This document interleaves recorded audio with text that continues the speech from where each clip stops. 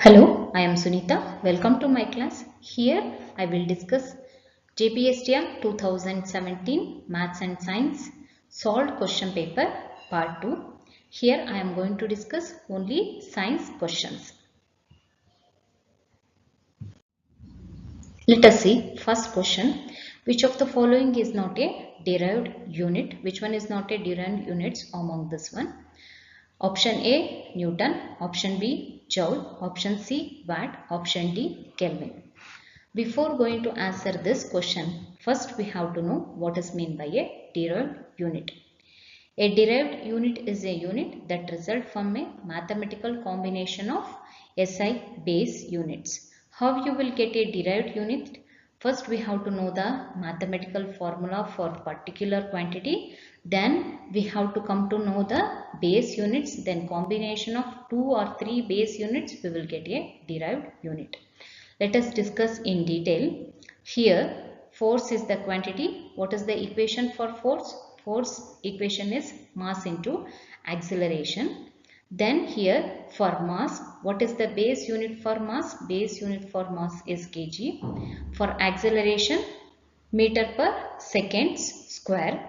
When you are combining these two base units, then you will get Newton. This Newton we will consider as a SI unit for force. Let us see next example. Energy or work. Formula for work is force into displacement. Already you know for force Newton is the SI units. For displacement meter is the base unit. When you combine Newton meter, then you will get a joule.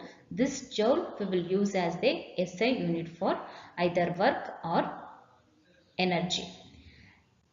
Next one, power equation. Power is nothing but work by time.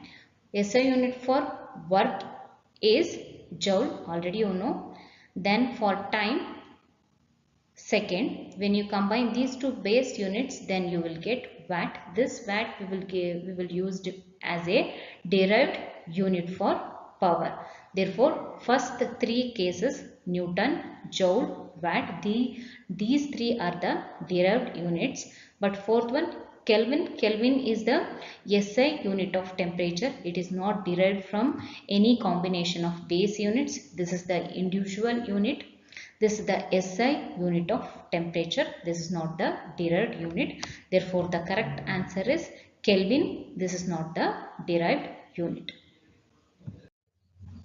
Next question. When a bar magnet tied to a thread is suspended freely, it option A comes to rest along earth north-south direction. Option B comes to rest along earth east-west direction. Option C come to rest along earth southeast direction. Option D come to rest along earth northwest direction. Direct question. When you freely suspended a bar magnet freely in the air, then normally it will come to rest along earth north-south direction. Therefore, the correct answer is it will come to rest along earth north-south direction. Let us see next question. Ohm's law can be written as, how mathematically you can represent Ohm's law? Here they are asking the question. Before answer this, let us discuss what is meant by a Ohm's law. Ohm's law states that electric current flowing in a conductor is directly proportional to potential difference across the end of the conductor, provided temperature and other physical conditions remain constant. Here in Ohm's law, current is directly proportional to applied voltage. When current increases, voltage also increases. When voltage increases, current vice versa. Both they are directly depends when one quantity increases, others also it will increases. Therefore, you are getting a graph. The straight line you are getting, it is passing through a origin. It will indicate when one quantity is directly proportional to another one, then you will get a graph like this. Here, one important point already I mentioned, the current and voltage, they are directly depends upon each other when a current carrying conductor. But here they are given the condition both temperature and other physical quantities remains constant. Therefore, we can derive this equation. I, it will be V by R. Here R is nothing but a resistance. This R we will call it as a proportionality constant. Therefore, the correct answer is V is equal to IR. You can rechange this equation. V, it will be equal to I into R. You will multiply. Then you will get this answer. Therefore, Ohm's law is nothing but V is equal to I into R. Then next question, the molarity of 4 gram of sodium hydroxide in 1 liter of its solution. Here you have to calculate the molarity of 4 gram of sodium hydroxide. Then first we will know what is meant by molarity. Molarity is the amount of a substance in a certain volume of a solution. Amount is nothing but how much quantity of a particular substance is present in given volume of a solution. Here they are given the example sodium hydroxide. Then 4 grams of sodium hydroxide when you dissolved in 1 liter of water, then what is the molar concentration of sodium hydroxide? That one you have to calculate. Let us see. Here they are given mass of sodium hydroxide is 4 gram. Already they mentioned the mass 4 gram. Then volume of water, they are mentioned here 1 liter of its solution. Therefore, volume of water is 1 liter. First step, you have to calculate molar mass of sodium hydroxide. This is a molecule, sodium hydroxide. What is meant by a molecule? Molecule is nothing but a combination of atoms. Here you can identify 3 types of atoms. One is sodium, oxygen, hydrogen. To calculate molar mass, first we have to know the atomic mass of the individual. What is the atomic mass of sodium? 23. This one you have to remember. Atomic mass of oxygen 16. Atomic mass of hydrogen 1. When you add all the 3, you will get 40. Then this 40 is nothing but molar mass of sodium hydroxide, otherwise molecular mass of sodium hydroxide. This is the first step. Then next step, what you have to do? Then this one you have to convert in terms of moles. Mole is the standard unit, therefore you have to convert in terms of moles. Formula you have to remember, moles of sodium hydroxide mass divided by molar mass. Then here moles of sodium hydroxide, already they are given, mass is 4 gram. Then molar mass, now only you calculated molar mass 40. 4 divided by 40, 4 ones are 4 tens are 1 by 10 is nothing but 0.1 mole. This is moles of sodium hydroxide in 4 grams. Then next step you have to calculate the molarity. Molarity of sodium hydroxide, this is the formula you have to remember, moles of solute divided by volume of solvent. Then moles of solute, here 0.1. Then volume of a solvent, already they are given 1 liter. 0.1 divided by 1, you will get 0.1 molar. Therefore, here molarity of sodium hydroxide is 0.1 molar. Here formulas, important formulas you have to remember, then you have to substitute, then you will get the answer. Therefore, the correct answer is the molarity of 4 grams of sodium hydroxide in 1 liter of its solution is 0.1 molar. The next question, zero dipole moment is found in option A, NH3, option B, SO2, option C, H2O, option D, BF3. First we will see what is meant by dipole moment. Dipole moment occurs when there is a separation of charges. If you identify the separation of charges, then that case you will find dipole moment. They can occur between the two ions in an ionic bond. Dipole moment, it will occur even in ionic bond when there is a separation of charges present in an ions. Then between atoms in a covalent bond, this can observe even covalent bond also when there is a separation of charges in case of atoms if it is present. Then one thing here you have to remember, dipole moment you can observe both in ionic bond also and also covalent bond. Then here consider the case BF3. Already here I mentioned BF3 has zero dipole moment. Then why it has zero dipole moment? Let us discuss in detail. Here you can observe boron trifluoride. It has three polar PF bond. It has three polar BF bond. BF3 has sp2 hybridization. Here you have three polar bonds, and this bonds it will be formed by sp2 hybridization. Here you can observe. Then one bond is exactly upward. The remaining two bonds it will be in opposite direction. Then here the bond, the angle between the bonds is 120 degree. Here also 120, 120, 120, and here the regular triangular planar geometry. This it will be this the shape of the molecule is in triangular geometry. Then here one thing you can observe, the dipole moment of this upward bond, this polar bond, then the dipole moment of these two side polar bonds, they will get cancel each other. Why they will get cancel each other? See here, this polar bond it is pointing towards up, then these two is pointing towards down. When you sum up, otherwise the resultant polar dipole moment of these two downward fluorine atom, it will get cancelled with the upper one. It is showing upper dipole moment.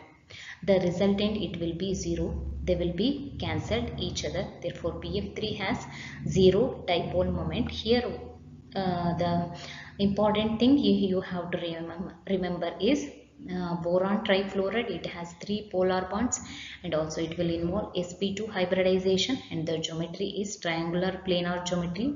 Why the dipole moment, why it will get cancelled? Because the three polar bonds, the dipole moment of upper one it will be equal and opposite to the dipole momentum of down polar bonds, then they will get cancel each other. Therefore the correct answer for this question is zero dipole moment is found in BF3. Next question, moment of O2 into the cell and CO2 outside the cell occur by the process of which process? It will involve the movement of oxygen into the cell and carbon dioxide outside the cell.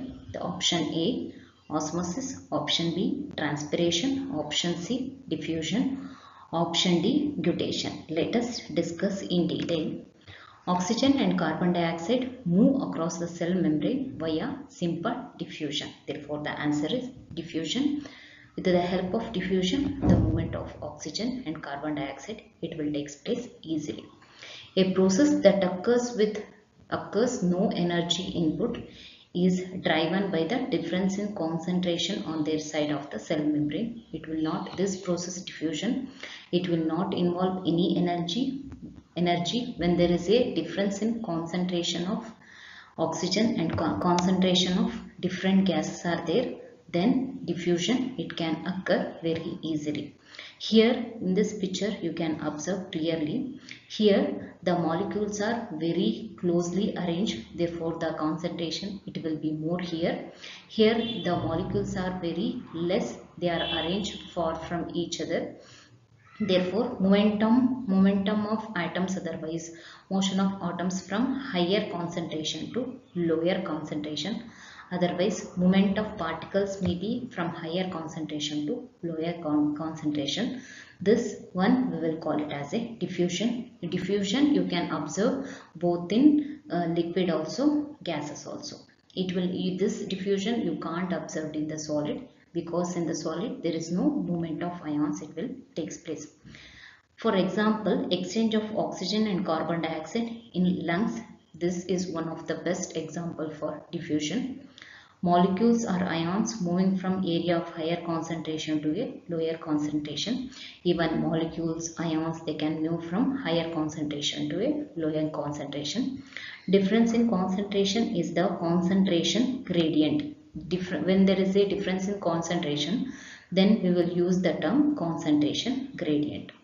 Concentrations are equal if when there is a case, if both the case the concentration it will be equal, then that case we will call it as a equilibrium. Then here one thing you have to remember, movement of oxygen into the cell and carbon dioxide outside the cell, which process it will involve. The correct answer is diffusion. Through the process of diffusion only movement of gas it will be takes place. How it will move? It will move from higher concentration to lower concentration, and it does not need any energy for movement. Next question, identify the vector quantity in the following.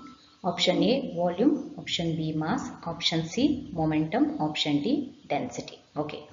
Before discuss this question, we have to know two factors. One is scalar, another one is vector. Scalar is nothing but it has only magnitude. Magnitude is nothing but a number, that is only magnitude. But vector in physics a quantity that has both magnitude and direction. It will show even magnitude also, even quantity also it will show, and it will show even direction also.